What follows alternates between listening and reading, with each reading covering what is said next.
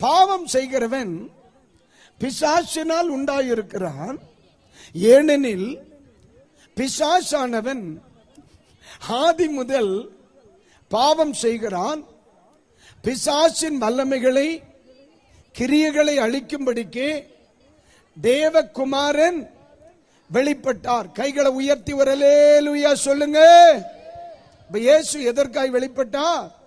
பிசாசின் வல்லமைகளை அழிப்பதற்காக. அதனாலதான் ஒரு தேவனுடைய பிள்ளை, நீங்கள் விடுதலையை விரும்பினால், மாற்றத்தை விரும்பினால், வித்தியாசத்தை விரும்பினால், வெற்றியை விரும்பினால், சாபத்தில் விடுதலை விரும்பினால், நீங்க தெளிவா சொல்றீங்க.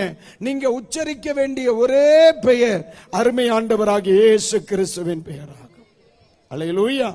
வேற எந்த பெயரை சொன்னாலும் பிசாசுடைய கிரியை அழியாது. வேற எந்த பெயரை சொன்னாலும் பிசாசுடைய வல்லமை அழியாது. பிசாசுடைய வல்லமை அழிக்கத்தக்க ஒரே நாமம் ஆண்டவர் இயேசு கிறிஸ்துவினுடைய நாமம். ஏன்னா அவர் இந்த உலகத்தில் வருவதற்கான நோக்கம், அவர் இந்த உலகத்தில் வெளிப்படுவதற்கான நோக்கம், அவர் இந்த உலகத்திலே பிறப்பதற்கான நோக்கம், வாழ்வதற்கான நோக்கம், பாடுபட்டதற்கான நோக்கம், சிலுவை சுமந்ததற்கான நோக்கம், சிலுவையிலே அறையப்பட்டதற்கான நோக்கம், ஆண்டவர் இயேசு மரித்ததற்கான நோக்கம், இந்த தேசத்தில் போராடுகிற அல்லது உலகளாவிய ஜனங்கள் நடுவில் போராடுகிற, உலகத்தில் போராடுகிற அந்தகார வல்லமைகளை அழிக்கும்படிதான் ஆண்டவராகிய இயேசு கிறிஸ்து இந்த பூமியில் அவர் வெளிப்பட்டிருக்கிறார். அல்லேலூயா சொல்லுங்க. அல்லேலூயா. அதனால இயேசுவை உயர்த்த கிடைக்கிற தருணங்களை நம்ம மிஸ் பண்ணக்கூடாது. என்ன? வீடுகளிலே இயேசுவை உயர்த்தி பாடணும். உங்களுடைய பயணங்களில் இயேசுவை உயர்த்தி பாடணும். உங்க சபைகளிலே இயேசுவை உயர்த்தி பாடணும். இயேசு உயர உயர உயர, வீட்டில் இயேசு உயர உயர பிசாசுடைய வல்லமை என்ன செய்ய ஆரம்பிக்கும்? நடுங்க ஆரம்பிக்கும். இல்ல? ஏன்னா இந்த பெயர் இந்த பூமியில் வருவதற்கான காரணம், இந்த நபர் இந்த பூமியில் வருவதற்கான காரணம், இந்த மீட்பர் இந்த பூமியில் வருவதற்கான காரணம், மனுஷனை அடிமைப்படுத்தி வைத்திருக்கிற இந்த பொல்லாத வல்லமைகளை அழிப்பதற்காகத்தானே. ஒரு அல்லேலூயா சொல்லுங்க. அல்லேலூயா. இயேசு என் வாழ்க்கையில வந்தா எனக்கு ஆறுதல், என் குடும்பத்துக்கு ஆறுதல், என் பிள்ளைகளுக்கு ஆறுதல், என் ஜீவியத்துக்கு ஆறுதல். இப்ப எல்லாரும் சொந்து சொல்லுங்க, இயேசுவே. சத்தமா இயேசுவே. இந்த வார்த்தையை நீங்க எவ்வளவு உச்சரிக்கிறீர்களோ அது நமக்கு ஆறுதல். வேதம் சொல்லுகிறது, ஆமை தோத்திர, வருத்தப்பட்டு பாரம் சுமக்கிறவர்களே நீங்கள் எல்லாரும் என்னிடம் சொல்வாருங்கள், நான் உங்களுக்கு இளைப்பாறுதலை தருவேன். அப்ப எனக்கு ஆறுதல். ஆனால் யாருக்கு வேதனை? பிசாசுக்கு வேதனை. எதனால்? இயேசு இயேசு இயேசு இயேசு இயேசு. பிசாசுனுடைய வெளிப்பாடு பயங்கரம். இன்னொரு வெளிப்பாடு உங்களுக்கு சொல்லவா? அவனை குறித்து நான் பேசுறதுக்கு வரல, இயேசுவை குறித்து பேசணும். இருந்தாலும் நம்ம ஒரு வார்த்தை படிக்க வேண்டிய இருக்கு. அதாவது ஆமை தோத்திர, உங்களுக்கு தெரிஞ்ச ஒரு பகுதி, அப்போஸ்தலர் நடபடிகளின் புத்தகம் திருப்புங்க. அப்போஸ்தலர் நடபடிகளின் புத்தகம் திருப்புங்க. அதனுடைய 16ஆம் அதிகாரத்துக்கு வாங்க. 16ஆம் அதிகாரத்திற்கு வாருங்க. இந்த ஆமை தோத்திரம் கர்த்தருக்கு ஸ்தோத்திரம் 16வது வசனத்தையும் 17ஆம் வசனத்தையும் ஒன்று படிங்க. அப்போஸ்தலர் 16ஆம் அதிகாரம் 16, 17 வசனங்கள். நாங்கள் ஜெபம் பண்ணுகிற இடத்திற்கு போகையில் குறிச்சொல்ல ஏவுகிற ஆவியை கொண்டிருந்த, குறி சொல்லுகிறதினால் தன் எஜமானர்களுக்கு மிகுந்த ஆதாயத்தை உண்டாக்கின ஒரு பெண் எங்களுக்கு எதிர்பட்டாள். அப்போஸ்தலனாகிய பவுலுக்கு எதிர்பட்ட பெண் எப்படிப்பட்டவள்? ஒன்று, குறி சொல்லுகிற ஏவுகிற ஆவியை உடையவள். சொல்லுங்க அந்த வார்த்தையை.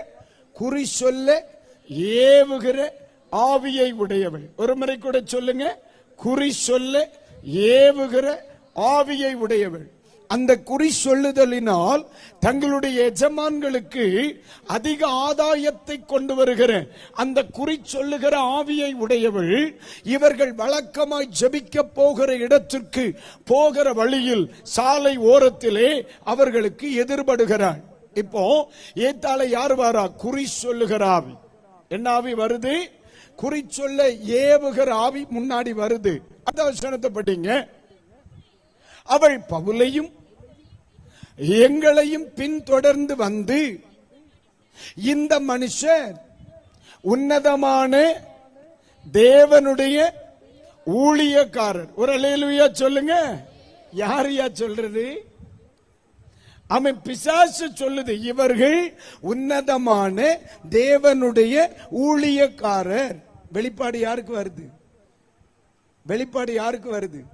பிசாசுக்கு வருது. யாரை குறிச்சு வருது? ஊழியக்காரனை குறிச்சு வருது. என்ன வெளிப்பாடு? இன்னும் போறாமல, இவன் உன்னதமான தேவனுடைய. இப்படி பிசாசு உண்மைதானே சொன்னா, அப்ப அவனை நீ செக்ரட்டரி ஆக்கி விடுவோமா சண்டே ஸ்கூலுக்கு? நீங்க தான் பல இடத்துல குடிகாரனை பிடிச்சு செக்ரட்டரி வச்சிருக்கீல. பல இடங்கள் அது நடக்குதில்ல.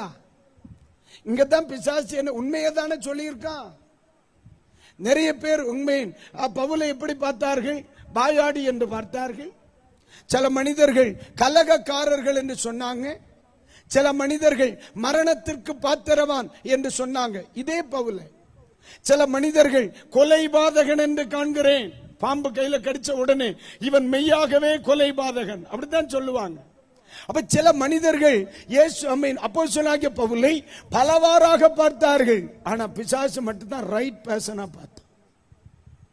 பிசாசு எப்படி பார்த்தா? கலகக்காரனா பார்க்கல, வாயாடியா பார்க்கல, கொலைபாதகனா பார்க்கல, தெளிவா பார்த்தவன் பேப்பதான். எப்படி பார்த்தா? இன்னும் வர்றாங்க இல்ல, அந்த பிரதர் இருக்காருல்ல, அந்த சிஸ்டர் இருக்காங்கல்ல, யார் தெரியுமா? உன்னதமான தேவனுடைய. என்ன வெளிப்பாடு? என்ன என்ன வெளிப்பாடு? என்ன? அப்ப பிசாசு என்னதான் பேசியிருக்கு?